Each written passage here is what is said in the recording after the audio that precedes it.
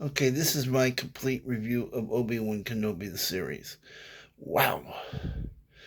I mean, I'll go over each character one by one. Uh, Obi-Wan Kenobi. He was a broken man whose powers of the Force had weakened because of what he went through with the fall of the Jedi and that. And the fact that he would refuse to help out that young Jedi in the first episode really stung.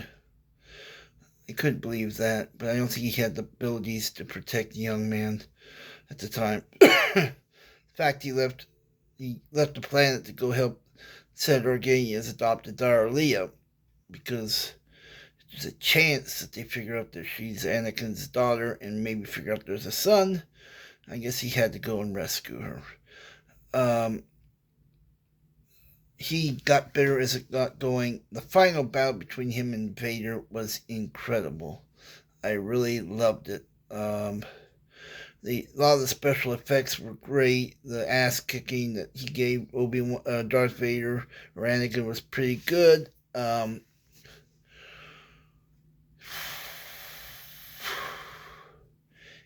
He All through the series, he kept talking about trying to contact Qui Gon Jinn, and I was beginning to think they weren't going to do it. I mean, getting Liam Neeson to do it about 10-20 second appearance, I don't know if that would have worked. There were also hopes of seeing the Emperor in this series. We got both, and I was happy with that. Um, Sorry. Uh, I like the Obi-Wan that ended up at the end. He showed mercy to Reva when Reva showed mercy and didn't kill Luke. And his final scene with Owen um, was really good. He walks up to the farm and Owen's like, "What are you doing here? You're not supposed to be here." Yada yada yada. And he goes, "The boy's in good hands. He just needs to grow up like a boy, grow up a boy." And Owen goes at the end, goes, "Would you like to meet him?" And so he gets to meet Luke, and it's like, wow. And the first words out of his mouth were "Hello there," which is become trademark with Obi-Wan in the New Hope. That was really cool. Owen and Beru didn't have much to do after episode 1 until episode 6, and the fact that they risked their lives for their nephew was incredible. You could tell the two really cared about Luke and against Reva, and they were, even though their lives were in jeopardy with Reva still out there, they kept searching for her all night till Obi-Wan came back and started helping, and Reva walks up with an unconscious Luke saying, "I couldn't do it," because when she tried to kill Luke, she had flashbacks to what happened to her and the younglings in the temple from Anakin. I think this was the beginning of Reva's redemption story. Hopefully she's turned to the light side of the Force. I think we'll see her again somewhere. Um, it's good to know that not all the Jedi are dead, and I think we just got one back. Uh, Senator Organia,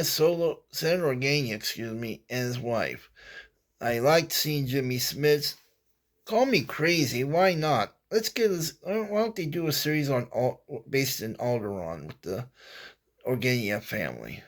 Jimmy Smits and his wife and the young lady who plays Leah would make a great series. I think they could add a few characters, maybe Haji, the fake Jedi and liar, who ended up helping out a lot and make sure Leah got to Alderaan. I think would make a great series. Or Haji maybe join up with the Mandalorian's um, Carl Weathers character. Maybe that would make an interesting team up. I like this. I think he would be good somewhere. They don't throw that character away. Is what I'm hoping. Grand Inquisitor was kind of a He was in the first two episodes. He supposedly died in the second one. He showed up in 5 and was almost like just there for the effect in 6. I'd like to see. I know his fate from Rebels, so we didn't see the rest of the Inquisitors. I wonder what happened. I know some of them survived, some of them didn't. To Rebels. I'd like to see them go back to the Fortress Inquisitorius and find out if those people encased are dead or in suspended animation. There's a question on that. There may be more Jedi alive that we know of. I'd like to find out. Hopefully it'll be Obi-Wan Series 2. I know they're talking about Series 2 possibly. Haji. I thought, oh great, we got another kind of like Han Solo, a liar and the trickster, or somebody you can't trust. But he turned out to be one of the best characters on the show. I was glad to see he survived. I was disappointed that Tala died. Giving the path, the Jedi families and the Force sensitive families time to escape. Um, just Vader, Hayden Christensen needed to be in this more. He really wasn't in that much. This was supposed to be a Hayden Christensen, Ewan McGregor series, but we barely saw either one of them. Barely saw Hayden. We saw a lot of Obi-Wan Kenobi. Hayden, I like the scene where him and Obi-Wan are training on using lightsabers in episode 5. I liked some of the scenes with him in episode 6. Vader finally realizes that he is responsible for his own actions because you didn't kill Anakin, I did. They show at the end Vader in his castle on Mustafar. He's all alone, and the Emperor Palpatine shows up by hologram, and it's Ian McDiarmid who played Palpatine in 6, 1, 2, and 3, and 9. He was in the. I don't know if he was in Empire Strikes Back. I know he was in Return of the Jedi, and then he was in the prequels. He was in Return of the Jedi, and he was in the last Star Wars movie, unfortunately. Is at the end as Obi-Wan is heading off to where to the place where he's going to spend the next 10 years until A New Hope, when he finds Luke or Luke finds him. You see a shadow or a figure, like a ghost-like figure, a Force ghost, and it's Qui-Gon Jinn, finally.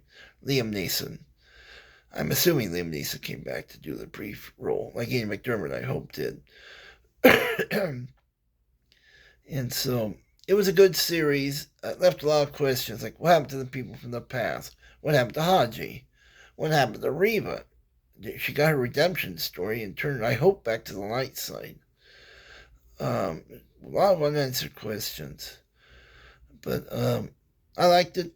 It was great. I wish they would have done more with John Williams' music. The Imperial March, which is Vader's theme, in Mustafar was great. But when they had the battle between Vader and Obi-Wan in the this last episode, they should have used Duel of the Fates.